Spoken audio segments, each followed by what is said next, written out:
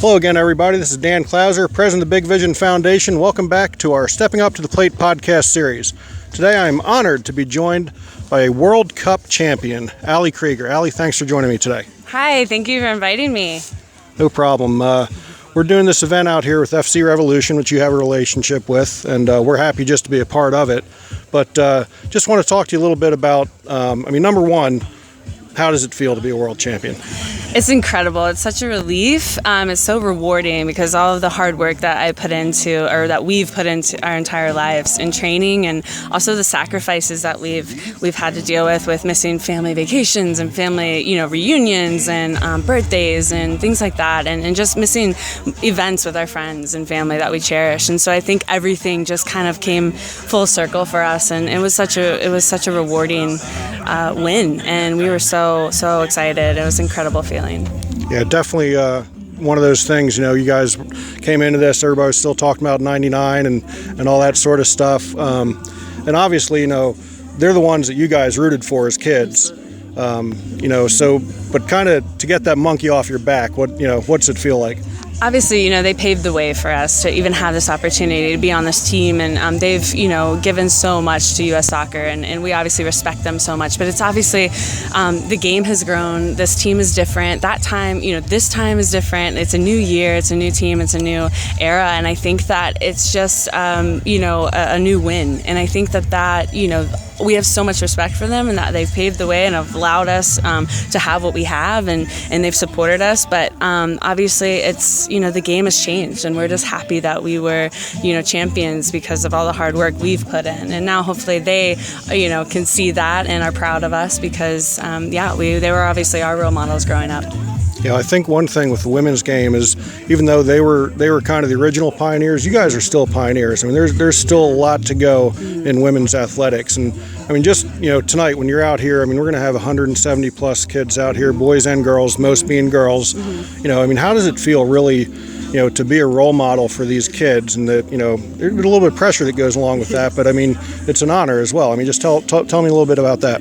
Absolutely. It comes with my job, and I really just want to be someone who kids can aspire to be, and just have a role model that, inspires them to want to get better every day, live a healthy lifestyle, and want to be happy and have fun in something that they love to do, because that's how I feel. I'm so passionate about football, and I hope that I can relay that message onto them and just get them as passionate as I am. And I think it's important to give back to these kids because they do need a good role model to have in sports and just in life in general. And I think that as female athletes, we can provide that. We have so many different personalities on the U.S. national team, and we have so many young kids who can relate to different personalities that we have. And now we have to give back, and it's a part of our duty, and we want to do that. And that's why I'm here tonight, because I want to help these young kids, aspire to just be great and to get better and live healthy lifestyles and be happy and share this championship with them.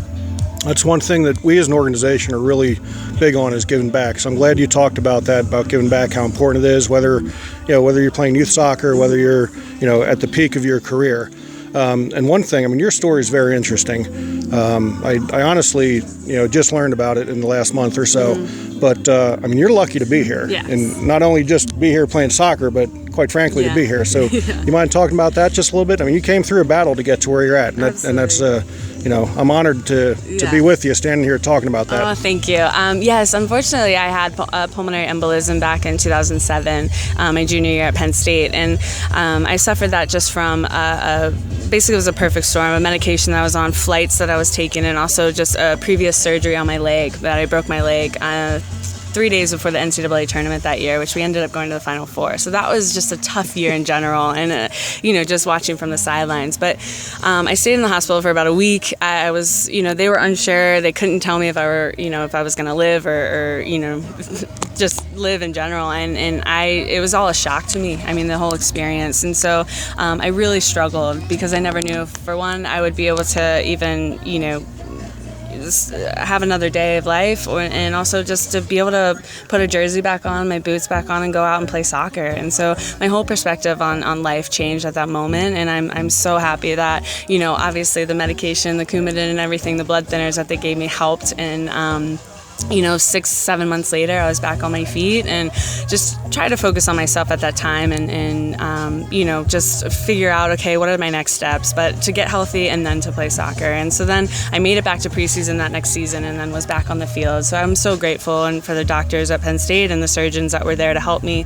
But it was a tough road, and it's something that was a huge obstacle to overcome. So I feel very resilient through that process. And now looking back, being a World Cup champion, looking back at that moment, sitting there, that's what makes me so much more proud and happy that I was able to accomplish what we did and just to have a piece of that. And that's why this means so much to me, because of all the obstacles I had to overcome. Yeah, I can't even imagine, what you went through to be here. And I'm sure, like you said, it gives you new perspective. I'm sure the game of soccer was your everything before that, and it's still very important to you. But obviously you said, it keeps it in perspective. Because you never know when it's going to be your last chance on the field. You never know, what could happen. And so you have to give it your all. You have to, do your best and really put in all the effort you can, because you never know when it'll be your last opportunity. Yeah, and that's amazing. And it is great to hear that again from somebody that, achieved the pinnacle of their, their career at this point. And you're still, you're playing professionally now. Talk a little bit again. I mean, that's kind of a pioneering experience. 10 years ago, 15 years ago, women couldn't play professional soccer. So, how's that feel to, again, be a pioneer? It's amazing, and that's why, I want to try and, continue to put women's football on this platform and on this pedestal, because we do deserve it. We do deserve to play professionally, and we're good enough to play professionally. And there's so many people who want to watch these games, and we just have to get more sponsors and more owners involved, because it's worth it. We're worth it, and, we put on great games, and you have great players who need a place to play. And this also helps with our national team and having the best players in the world, because this is such a good mix zone for players to play, and then we choose those players out of the league to represent our country. And I think that's super important. So if we don't have a league for that, then we may not be the best team in the world. So having a league really gives these players a chance to get better, to grow, and to then eventually maybe play for the national team. And that's what it's all about, is continuing the game and growing the game in a positive direction. That's awesome. And like I said, out here we do baseball, softball, and soccer, do a little bit of lacrosse, and you definitely see a difference in the way the boys approach it and the way the girls approach it. They're much more appreciative, and why is that?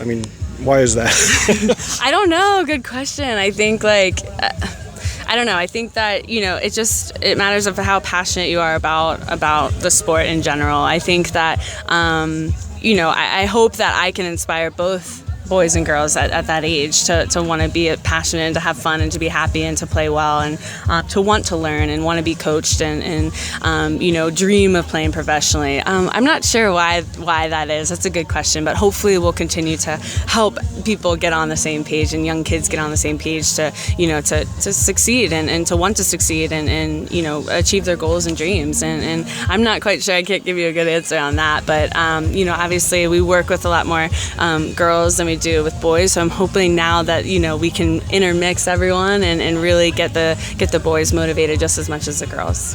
Excellent. Then just one last question for you.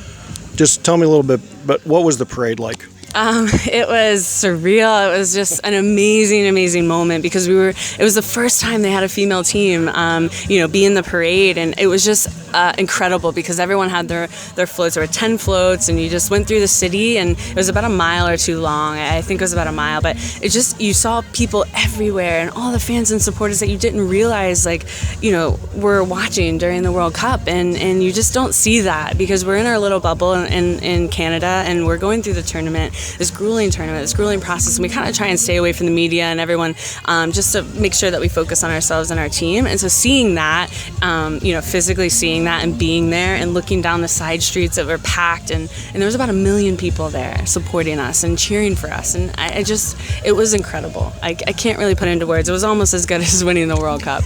Yeah, I can't even imagine. Seeing the pictures of it and stuff, it was amazing. So again, thanks for coming out here to our complex. Relationship, we're thankful to FC Revolution for bringing you out here. Thank you. And we're all about just getting kids out there playing, giving back. So to meet somebody like yourself who believes in that and lives it, it's an honor for me to be able to talk to you here. And good luck the rest of the way, and ride this wave as long as you can. And from now on, anytime anybody introduces you, it's Alley Cup, Allie Cup. Allie Krieger, I could do that. World Cup champion. Allie Krieger, World Cup champion. And then champion. where's the champagne, right? Absolutely, Where's the champagne? absolutely. No, thank you for having me. It was it's a blessing to be here and to give back to the young kids. I'm excited for the camp. Great, thanks. So again, as always, check us out on our website at bigvisionfoundation.org.